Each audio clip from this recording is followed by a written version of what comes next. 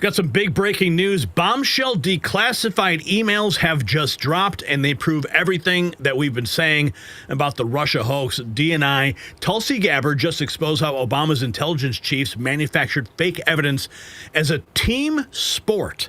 That's right. When NSA Director Mike Rogers warned that he didn't have time to verify the intelligence, James Clapper's response was chilling.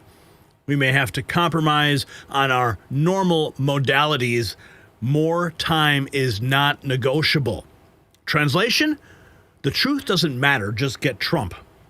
These are not conspiracy theories anymore. These are their own words in writing, admitting they violated protocols and compromised standards on direct orders from the top. The criminals who weaponize our intelligence agencies against the president are finally now exposed. The evidence is undeniable, and we're going to show it all to you right now. And while we're finally getting justice for the Russia hoax, there is something else that's been proven over time. The legendary Chuck Norris. Now, I recently saw a video he made. I was shocked. He's in his 80s. He's still kicking butt. He's still working out, staying active. What's even more shocking is he's stronger. He can work out longer. He's got energy left for his grandkids. And he did this by making one change. He says he still feels like he's in his 50s. His wife started doing this one thing, too. She's never felt better, feels 10 years younger, looks leaner, has energy all day. And Chuck made a special video explaining everything. You can watch it. It's a link in the description, chuckdefense.com/next. Link down below.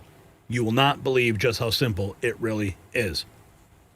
Now, this is huge breaking news. Here is what the newly declassified email shows, and it is jaw-dropping.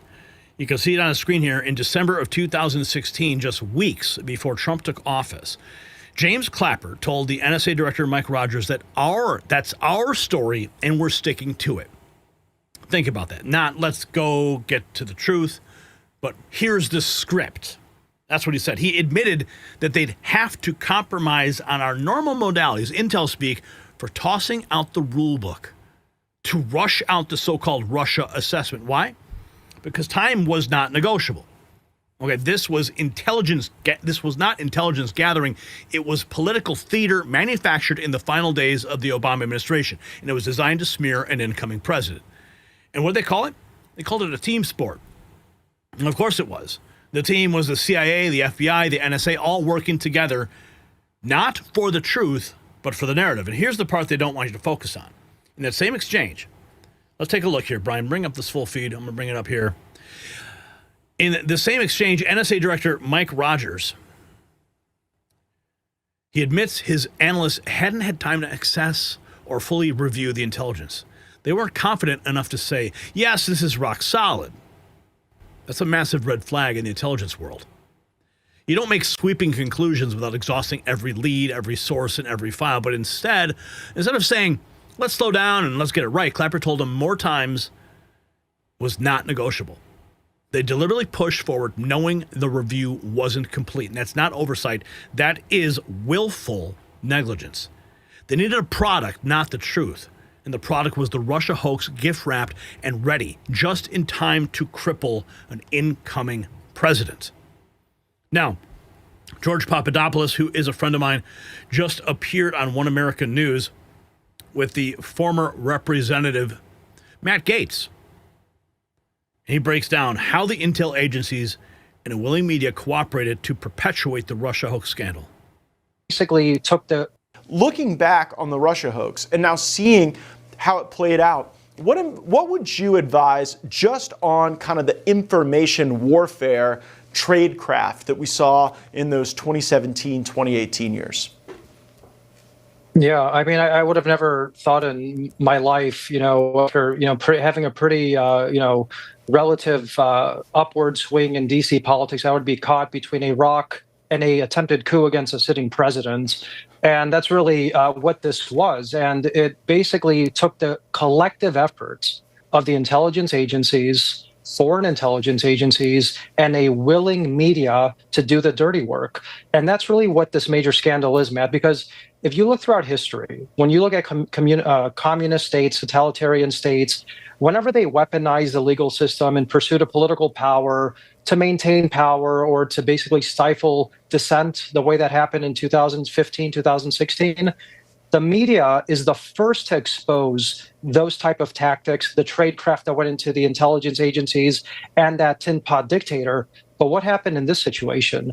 We basically were living in a banana republic under Obama, in which the media was willing and willfully cooperating with this scandal. That's what really differentiates what we have seen historically in some of the most dark, disturbing totalitarian systems versus what the Obama regime put the American people through. And I think moving forward, as history is finally corrected and written with the truth, and not with the narrative of the Obama administration or of the intel agencies, Barack Obama will go down in history as one of the most corrupt and evil presidents that America's ever seen.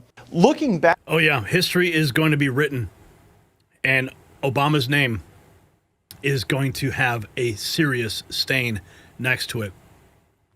That's why we have to write the history books, folks. And we're writing the history books right now, right here on this show.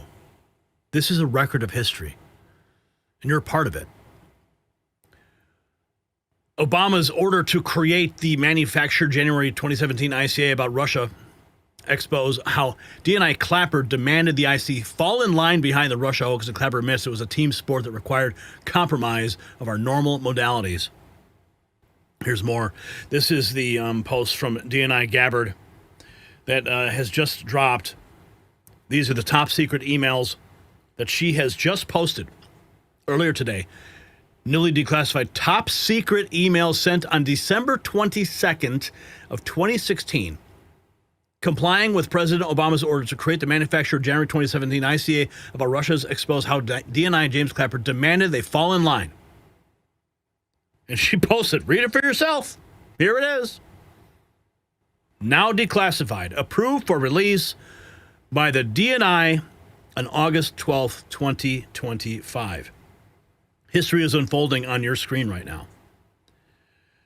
So what's this guy got to say? Tulsi Gabbard just announced newly declassified emails. Let's listen. Names in U.S. So Tulsi Gabbard just announced newly declassified emails from December 2016, and they are raising eyebrows. They involve some of the most powerful names in U.S. intelligence. These messages, now public, show then Director of National Intelligence James Clapper telling fellow intelligence leaders that the upcoming Russia assessment needed to be a team sport, and that it might require compromise on our normal modalities. Now, in plain English, that means getting every agency on the same page, even if that meant adjusting their usual processes. One of the replies from NSA Director Michael Rogers expressed concern about rushing the work, warning they needed enough time to review the intelligence before finalizing conclusions. These newly declassified emails possibly show pressure to unify the narrative, and it also seems to allegedly be rushed. It's the first time the public is seeing these exact words, and they come from the very top of the intelligence community. If this is all true, they were everything that they tried to tell us Trump was. Have a great night. So Tulsi Gabbard just... Tulsi Gabbard dropping the biggest bomb, and it is time for arrests immediately. Let's see James Clapper do the perp walk. Wouldn't you like to see that? But of course, remember those other declassified messages we saw, that Hillary Clinton approved it all. Went right to Barack Obama. Gabbard declassifying email between Clapper and Rogers regarding Russiagate. Andy McCabe... This was posted just 5 hours ago. Andy McCabe was worried he was going to be fired, so he found a team of co-conspirators who would make sure to continue the Russia collusion hoax. I wonder if any of these propagandists have since reported the truth. I'm guessing they're all still lying. Andrew McCabe. You know, he's a MSNBC contributor now. Comey was fired. Extraordinary revelations in his first TV interview since being fired. The former FBI's former director is telling 60 Minutes why he launched investigations into President Trump. If you remember, Andrew McCabe was a career official at the Justice Department who oversaw the Bureau's investigations into Russia's election meddling and Hillary Clinton's emails. He took over as acting FBI director in May of 2017 after James Comey was fired. In his new book, The Threat: How the FBI Protects America in the Age of Terror and Trump, McCabe describes extraordinary measures Justice Department officials took after Comey's firing. He says he was concerned about the president's possible ties to Russia.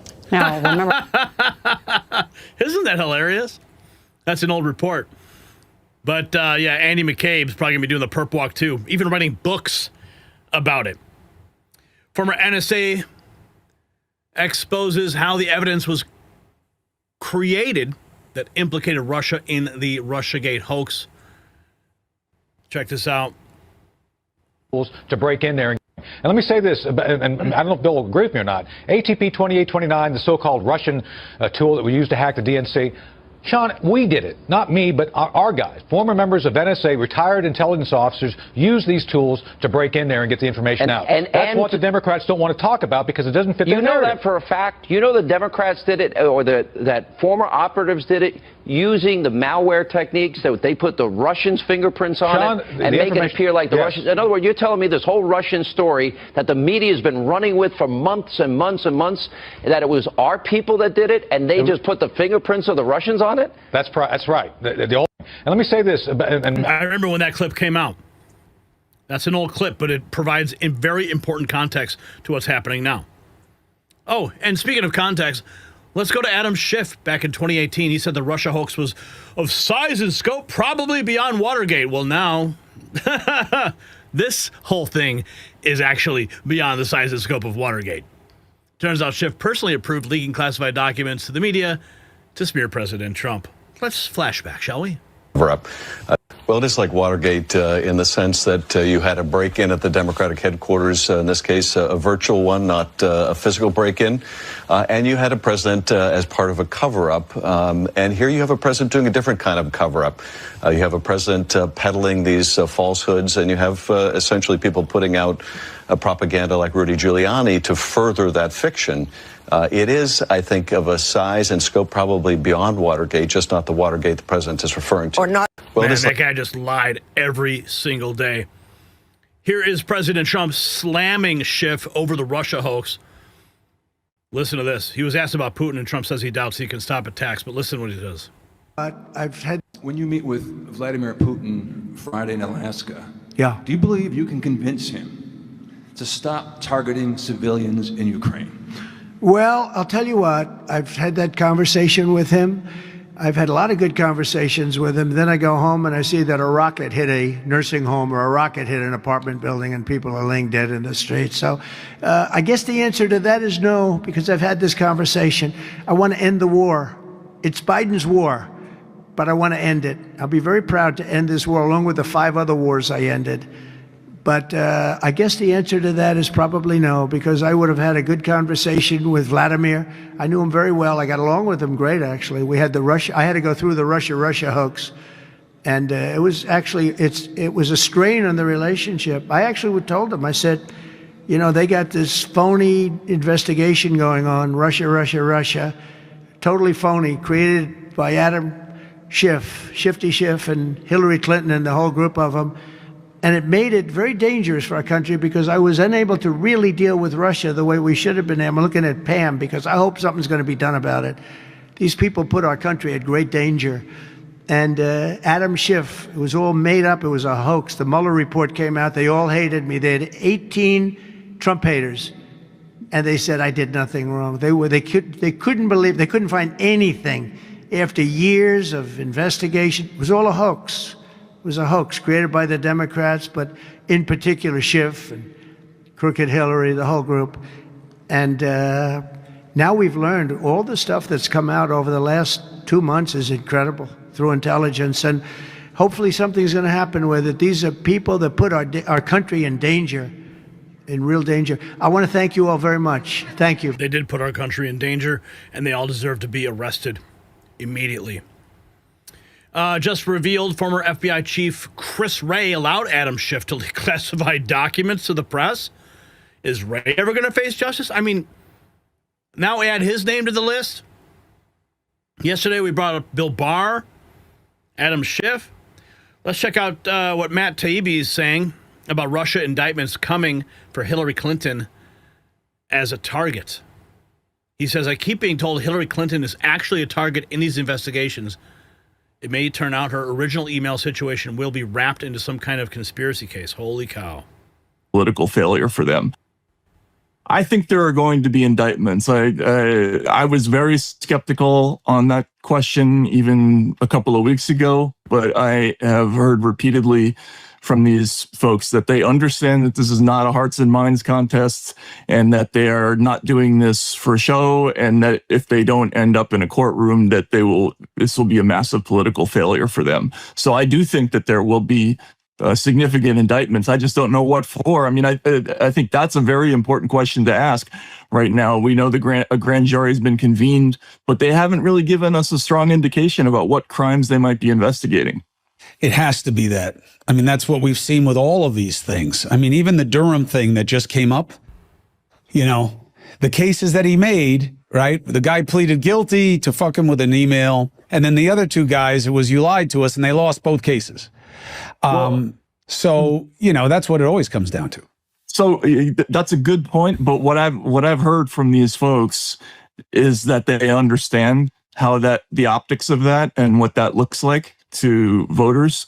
And they are going to try for, I think, something more substantive, even if it comes up short. Do you think that the Clintons wind up being exposed to prosecution? I keep being told that. I'm not sure I understand how that can be the case, but I keep being told that Hillary Clinton is actually a target in these investigations. It may turn out that something having to do with her original email situation will be wrapped into some kind of conspiracy case, but I don't know what it is, and I don't see it. So this is me, the careful reporter, saying I would caution people not to think that there's anything there yet before we see it. But we did see it, Matt. We did. I mean, we presented it right here on the show in black and white. The actual email that Hillary approved what Smith presented to her. And then it went to Obama's desk and it was carried out by the intelligence agency. So that's where it all began. Remember? And then she got fined $8,000 for it. I mean, there's a paper trail. So I think we all know where this is going. And he makes a good point. He says they wouldn't be going this hard to drop the ball. They have to produce results. Because if they don't, they're going to fail. They are going to absolutely fail. They're going to fumble. Everyone's going to see it. It's going to be the biggest failure of the Trump administration to begin this investigation and then take it nowhere. And we're going to be watching. And we're going to be reporting history just for you. If you got value from this report, tap subscribe. My final thought is next. So finally, after years of gaslighting America, the Russia hoax architects might actually face consequences. Now, these are not conspiracy theories anymore. These are declassified documents proving Obama, Clapper, and Brennan manufactured evidence to frame a sitting president. Adam Schiff leaking classified intel while pretending to investigate. Chris Wray let it happen. Hillary Clinton may finally answer for her role in the greatest political scandal in American history. They destroyed lives. You saw George Papadopoulos. His life was destroyed in that moment. They divided our nation. They poisoned relations with Russia and nearly overthrew a democratically elected president, all based on lies that they knew were lies from day one. Former NSA officials confirmed the evidence was fabricated. McCabe recruited conspirators to keep the hoax alive. The media amplified every single false claim. So now the bill comes due. So here's my question for you. Should Hillary Clinton be the first one indicted? Yes or no? And if you have a favorite you want to see indicted, maybe drop their name in the comments. You can support real journalism. You can check out our merch shop. Link down below, where the truth always wins, at shop.nextnewsnetwork.com.